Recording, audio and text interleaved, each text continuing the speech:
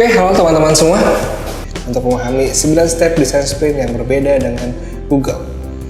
Step pertama adalah set challenge, di mana ini sangat penting karena challenge ini akan menyamakan frekuensi semua anggota tim yang melakukan desain sprint.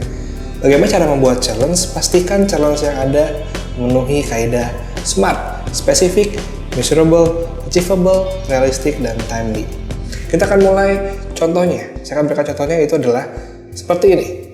Bagaimana membuat aplikasi kesehatan yang digunakan oleh 2.000 orang Jakarta dalam waktu 3 bulan. Setelah menentukan challenge sesuai dengan kaidah SMART, kita akan masuk ke tahapan kedua, yaitu adalah mapping existing process, di mana dalam tahapan ini kita akan mengisi 3 bagian, yaitu adalah user, proses, goal. Cara mengisinya adalah kita pilih dulu usernya. User apa yang paling kita butuhkan, atau persona apa yang paling kita harus selesaikan masalahnya yang relate terhadap challenge terkait. Goalnya apa dari user, lalu saat ini user menuju goal melakukan aktivitas apa saja. Untuk lebih memudahkan, saya akan memberikan contoh simulasi sprint pada saat mengisi mapping existing process. Pada saat tim ini melakukan existing process, mereka memilih ada 4 user, yaitu adalah warga Jakarta, pengguna BPJS, smartphone user, dan dokter. Seperti saya jelaskan di awal, setiap proses sprint harus dilakukan reduce. Ketika dilakukan reduce, ternyata yang terpilih adalah 2, warga Jakarta dan dokter. Setelah melakukan reduce, jangan lupa lakukan voting siapa yang paling penting. Ini akan kita lakukan selama proses sprint yang ada. Dan terpilih kebetulan adalah warga Jakarta. Berarti tim sepakat bahwa warga Jakarta adalah persona user yang harus selesaikan masalahnya untuk bisa mencapai challenge yang ada. Tentukan goalnya apa sih yang relate dengan challenge, karena ada kesehatan di sana. Kita bisa ambil kata-kata itu. Saat ini user ingin produktif dan juga ingin sehat. Setelah kita menentukan goal, kita tentukan user ini, warga Jakarta, pada saat ini untuk bisa sehat dan produktif apa yang dia lakukan.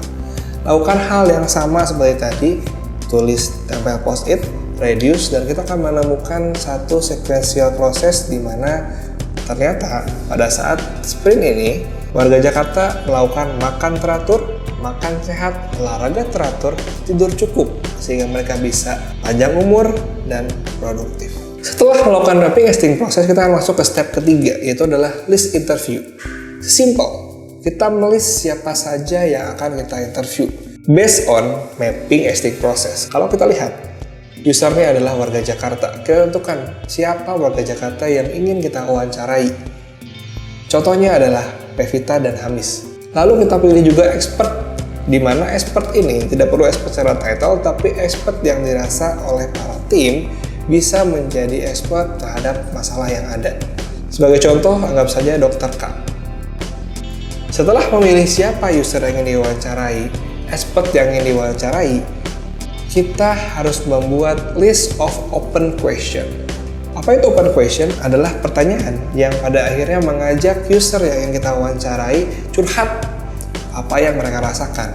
Karena tujuan dari interview adalah menggali pain dari user dan menggali gain dari expert. Ini beberapa contoh open question yang baik seperti ini. Dan yang tidak baik ada seperti ini.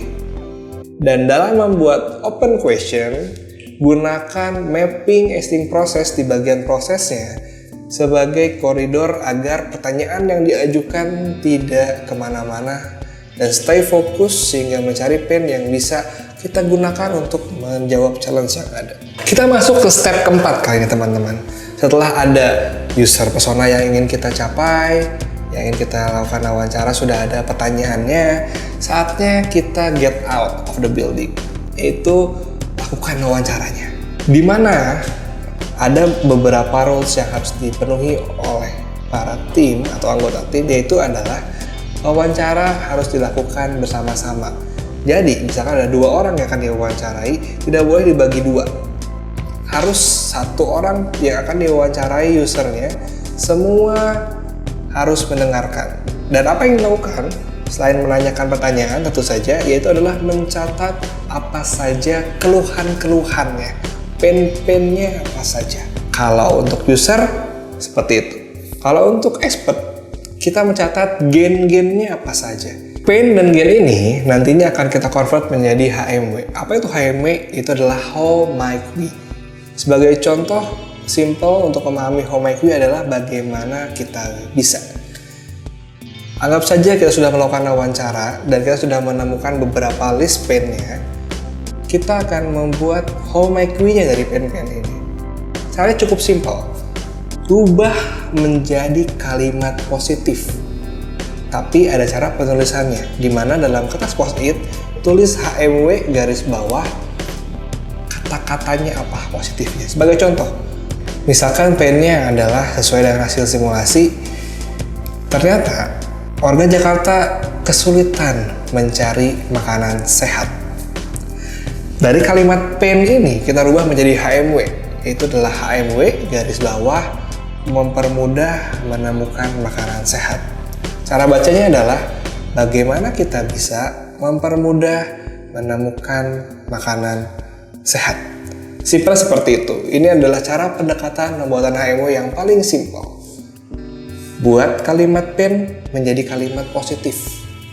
Lakukan juga hal yang sama dengan gain. Setelah semua sudah dilakukan, semua pain dan gain sudah di-convert menjadi HMW, kita lakukan clusterize. Itu adalah step kelima, di mana pada saat step kelima ini, HMW yang sudah terkumpul, kita kategorikan menjadi kategori-kategori yang ada untuk memudahkan kita nantinya menemukan HMW yang paling penting. Setelah kita melakukan cluster dan sudah terkategori, saatnya kita melakukan voting untuk memilih HMW mana yang paling harus kita selesaikan sebagai prioritas dan paling impactful. Tentu saja, untuk menentukan ini lihat ke challenge-nya. Kita punya aspek spesifiknya, punya aspek measurable-nya, dan punya aspek waktunya. Jangan sampai memilih HMW yang pada akhirnya memakan waktu lebih dari yang sudah ditentukan di challenge. Lakukan voting bersama tim.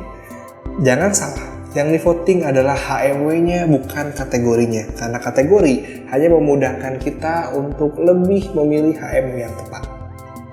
Sebagai contoh, yang terpilih ternyata ada top 3 HMW.